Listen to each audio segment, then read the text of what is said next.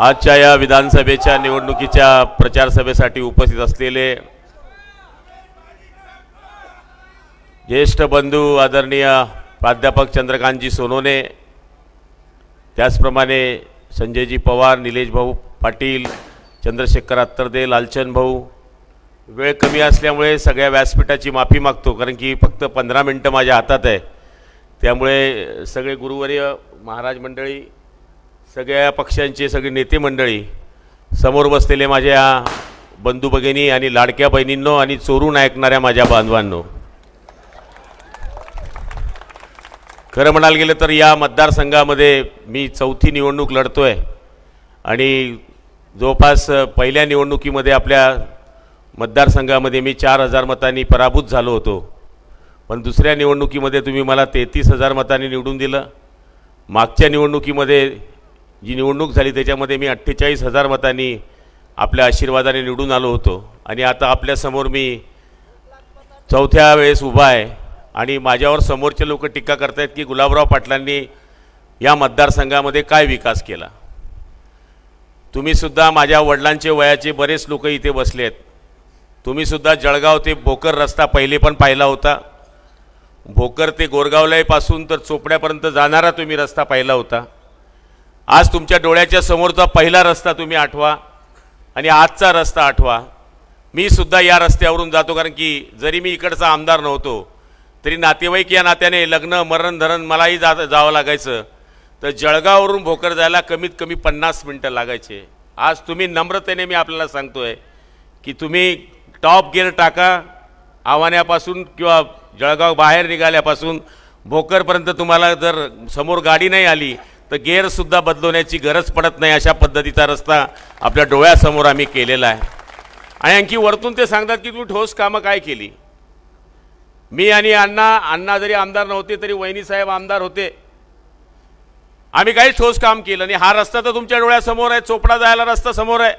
आम्ही दोघांनी एवढे प्रयत्न केले लालचंद भाऊ की 150 कोटी रुपयाचा खेडी भोकरी भोकर पुलाचं काम आमचं सुरू आहे, जेणेकरून इकडे जाणाऱ्या माणसाला, चोपडा जाणाऱ्या माणसाला, शिरपूर जाणाऱ्या माणसाला शॉर्टकट जाता येईल अशा पद्धतीचं काम आम्ही या ठिकाणी सुरू केलंय। वरतून म्हणतात तुम्ही काहीच काम केलं नाही। कानडदा ते ईदगाव रस्ता मी सुद्धा पाहिलाय, कशा पद्धतीचा रस्ता होता हे सगळ्या शेतकऱ्यांना माहिती आहे। तो रस्ता मी तुमच्या डोळ्याच्या समोर केला। कानडदा ते रिधूर रस्ता आहे, तो 5 कोटीचा रस्ता मी आज पूर्ण केलेला आहे। मोक्याची वाट कायम डोक्यात माझ्या तेच घुसतं, जी मोक्याची वाट सांगून मला लोकांनी सांगितलं, तो 1.5 कोटी रुपयाचं रस्त्याचं काम मी आज सुरू केलंय। 4 किलोमीटर तो रस्ता मी डांबरीकरण करतोय आणि अपूर्ण राहिलेला रस्ता शेतीपर्यंत करण्याची जबाबदारी ही गुलाबराव पाटलांची आहे। दोनगावकडे जाणारा रस्ता डांबरीकरण मी शेती करता केलाय, रेलकडे जाणारा डांबरीकरण शेतीचा रस्ता मी करण्याचा प्रयत्न केलेला आहे। आप्पासाहेब तुम्ही सुद्धा कृषी मंत्री होते, तुमच्याकडे 9 खाते होते, एक तरी कानडद्याच्या शेतीचा रस्ता तुम्ही केला का, हा सवाल गुलाबराव पाटील तुम्हाला विचारतोय। मी विकासाची कामच केले नाही असं त्यांचं म्हणणं आहे। जळगाव जिल्ह्यामध्ये पाईपलाईनने पाणी देण्याचा पहिला प्रकल्प जर कुठे आला असेल तर तो वाघूर धरणावरून जामनेर तालुक्या आणि जळगाव तालुक्यामध्ये आला, ज्याच्यामध्ये 10,000 हेक्टर जमीन सिंचनाखाली येणार आहे। कॉक खोला आणि पाणी घ्या। आप्पासाहेब फक्त दापोऱ्यापर्यंत धरणापर्यंत पाणी गिरण्याचं सुटायचं, कारण की जळगावचं पाणी ज्यावेळेस गिरणेवर होतं त्यावेळेस पूर्ण रोटेशन जायचं, पण जेव्हा वाघूरवर जळगावची पाण्याची योजना आली तेव्हा हे पाणी फक्त दापोऱ्यापर्यंत यायचं। पण मी मंत्री झाल्यावर निलेश भाऊ डायरेक्ट डीपीडीसी मध्ये कायदा करून घेतला की सुटणारं रोटेशन हे कानडद्यापर्यंत सोडावं लागेल। आज गिरणा धरणामध्ये राहणाऱ्या सगळ्या शेतकऱ्यांना मी सांगतोय की जेव्हा ही पाणी सुटतं तेव्हा गिरणेचं चान्सर पर्यंत, संजू भाऊ साहेब, चान्सर पर्यंत पाणी नेहमी जाण्याचा प्रयत्न करतो, जेणेकरून या भागामध्ये ते सांगतात गुलाबराव पाटील रेतीवाल्यांच्या मागे उभे आहेत। अरे बांबोरीमध्ये मी राहतो, बांबोरी माझं गाव आहे, गधड्यापासून रेती वाहणारं गाव मी पाहिलंय, त्यांचा धंदा तो आहे, ते रेती वाहतात, त्यांचा तो धंदा आहे। तुम्ही दुसरा धंदा द्या ना त्यांना, तुमच्या मनामध्ये आता तुमच्या हातामध्ये आता कोळी कोळी रेतीने वाहणार तर काय वाहणार आहे काय? मग का दारू विकायला लावताय का कोळ्यांना? तुम्ही काय करायला लावताय तुम्ही? म्हणजे ते रीतशीर परमिट काढून रेती वाहतात तुम्ही, त्यांना धंदेवाईक समजतात. मग आता तुमचे घर बांधले जात आहेत, कसे काय बांधले जात आहेत? हा, तुमचं कॉलेज बांधलं जात आहे, कॉलेजचं रूम कसे काय बांधले जात आहेत? माझं नकली रेती वाहणाऱ्यांना माझं काही म्हणणं नाही, पण तुम्ही वडलोपार्जित म्हणजे शिवरामदादा नन्नवरे, गणपत शेठ नन्नवरे, रवीन शेठ, सुखदेव शेठ नन्नवरे यांचं पूर्ण गावाची स्टोरी जर तुम्ही चेक केली तर गदड्यावर आमच्या गावात रेती यायची त्या काळात. आणि हे उठले सुटले गुलाबराव पाटलाचे रेतीचे धंदे आहेत. हो, मी त्यांच्यामध्ये राहतो. तुमचं काय करायचंय करा, माझं काय करायचंय तुम्हाला. असं कोणी सांगतं का? कोणी मंत्री सांगतं का तू रेती वाह म्हणून? असं कोणी सांगतं ट्रॅक्टर घे भाऊ तू रेती वाह? हा, काही आरोप करतायत. गुलाबराव पाटील पत्त्यांवाल्यांबरोबर आहे. कोणत्या पत्त्यावाल्याबरोबर आहे मी? कोणत्या सट्ट्यावाल्याबरोबर आहे मी? आणि तुझ्याबरोबर कोणते साधू संत राहतात? हे आरोप माझ्यावर करतायत, माझ्यावर मला इतकं घाणघाण बोलतायत. ठीक आहे संजीव भाऊसाहेब, तुम्ही माझा अर्ध काम करून दिलंय, कारण की मला बोलता येणार नाही की मी कोणाला मन दुखवून आणि काय करू. मी फक्त तुमच्याकडे न्याय मागायला आलो आहे. मी तुम्हाला चॅलेंज देणार आहे. माझं पुढचं विजन आहे. जर मी 2 वर्षात ते पूर्ण केलं नाही तर मी तुम्ही सांगाल ते ची शिक्षा भोगायला तयार आहे. हा बोलून जो सांगितला ना, आजपर्यंत तो बोलून झाला नाहीये. पण मी या कानड्यात 2 वर्षाच्या आत या गिरणा धरणावर मी गिरणा नदीवर बंधारा बांधून दाखवेल, म्हणजे दाखवेल. फक्त मला तुम्ही या वेळेसची संधी दिलेली आहे आणि मी तुम्हाला हे चॅलेंज देतोय. फक्त 5च मी शेतीचे रस्ते आतापर्यंत करू शकलो, पण पुन्हा संधी दिली, बारके रस्ते सुद्धा मी शेतीचे सोडणार नाही. कारण की शेतीचे रस्ते जर केले तर भाव वाढता. मोक्याचे वाढता भाव पहा कसा वाढतो. पाहा तुम्ही किती भाव वाढतो दनादन. जळगाववाले इकडेच घुसताय. त्यामुळं शेतीला रस्ता पाहिजे, शेतीला पाणी पाहिजे आणि लाईट पाहिजे. मी आपल्याला खात्री देणार आहे, माझ्यावर टीका किती करा, मी घाबरणारा माणूस नाही आहे. मला सांगतात ते गुलाबराव पाटील गुंडा आहे. कोणावर गुंडागिरी केली? 8 वर्ष झाला मी मंत्री आहे. एक कानड्याच्या माणसाने सांगावं की गुलाबराव पाटलांनी पोलीस स्टेशनात फोन लावला की याला उचला, त्याला पकडा, त्याला टाका. मी हा धंदा नाही केला, कधीच नाही केला. मी लग्नात आलो असेल, मोतीत आलो असेल, दारावर आला असेल, मी नाही आला तर माझा मुलगा आला असेल, आपल्याशी संपर्क ठेवण्याचा या ठिकाणी प्रयत्न केला आहे. आणि कानड्याचा आणि रेड लाडलीचा कायम संबंध या गावाशी आमचा राहिलेला आहे. त्या काळामध्ये ज्यावेळेस आमच्या गावात जायला कोणी नाहीचं, बैलगाड्यात देणारं हे गाव आहे. रेड लाडलीवाल्यांना घरापर्यंत सोडून द्यायचे हे लोक. अशा पद्धतीची मदत करणारी आपण एकमेकाची गावं आहेत. मी आपल्याला एकच विनंती करणार आहे, तुम्हाला जर वाटत असेल मी योग्य माणूस आहे तर 100% तुम्ही मला मदत करा. मला सांगतात ते गुलाबराव पाटील गद्दार आहे म्हणे. मी काय गद्दारी केली? मी बाळासाहेबांना सोडलं, शिवसेनेला सोडलं, धनुष्यबाणाला सोडलं. माझ्याकडे तर सगळं आहे.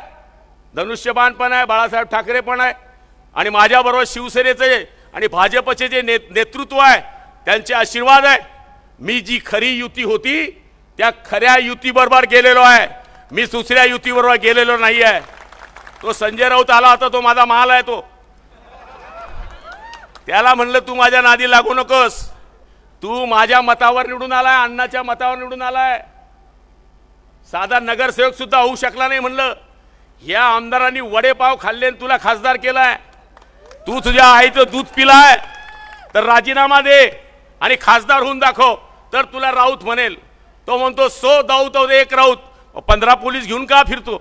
एवढा जर तू दादा आहेस तर 15 पोलीस का घेऊन फिरतोयस?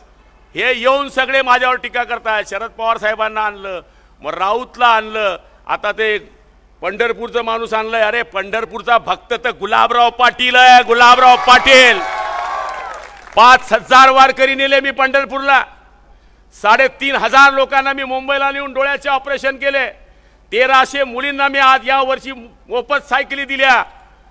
हरिभक्त परायण इथे बसलेले आहे. प्रत्येक गावामध्ये भजनी मंडळाला साहित्य देणारा हा गुलाबराव पाटील आहे.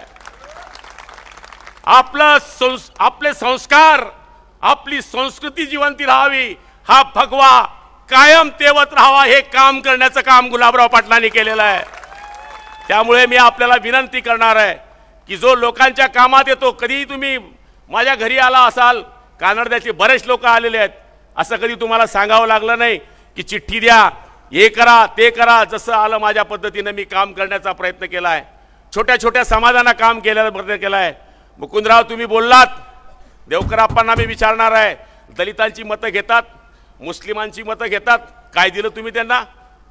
नंतर मी चॅलेंजने सांगतो, दलितांना माझं आव्हान आहे, 45 बौद्ध विहार देणारा एकमेव गुलाबराव पाटील आहे या जळगाव ग्रामीण मतदारसंघात. आजपर्यंत कोणी मायच्या लालने दिले नाही. मुसलमानांना मी विचारतोय, सगळ्यात जास्त कब्रस्तान देणारा लालचंद भाऊ बसले आहेत. 9 कोटी रुपये नशिराबाद मध्ये दिले, 4 कोटी रुपये मुसलमानांना मी दिले. धरणगाव मध्ये 6 कोटी आले होते, मुसलमानांना 3 कोटी दिले. ते मत देतील नाही देतील मला माहित नाही. राम भरोसे हिंदू हॉटेल. पण तुम्ही नागरिक आहात, तुम्हाला मत दिलं आणि तुम्ही मला जातीवादी म्हणतायत, तुम्ही आम्हाला धर्मवादी म्हणतायत. आम्ही मुसलमानांच्या विरोधात नाही आहे. या देशामध्ये जो राहतो, या देशामध्ये जो पितो, त्याने हिंदुस्तान जिंदाबाद म्हटलं पाहिजे, एवढंच आमचं म्हणणं आहे. बाकी काहीच म्हणणं नाही आहे. माय बहिणींना सांगेल, तुमच्याकरता हे सरकारने काय दिलं? तुम्हाला अर्ध तिकीट दिलं. पती म्हणतो जा जळगाव, 2 भाज्या जास्त येतील. एसटी मध्ये जास्त महिला जातात. मुलींना मोफत शिक्षण दिलं. 3 सिलेंडर मोफत आहे तुम्हाला 12 महिन्यात, 3 सिलेंडर. त्याच्यानंतर मोदी बाबांनी 70 कोटी लोकांना फुकट धान्य दिलं. जात पाहिली का? हा मुसलमान आहे, देऊ मत इसको. बौद्ध आहे, त्याला देऊ नको. 70 कोटी. आज भिकारी दिसतो का तुम्हाला? ही मोदी बाबाची देण आहे. नाही तर सकाळी तुम्हाला बी आवाज यायचा, भाकर दे बाई, उरलेली भाजी दे बाई. हे बंद केलं मोदी बाबांनी. 70 कोटी लोकांना मोफत धान्य देणारा माणूस आहे. आणि सगळ्यात लाडकी बहीण, मुख्यमंत्र्याची लाडकी बहीण. काय टीका करता माहिती आहे?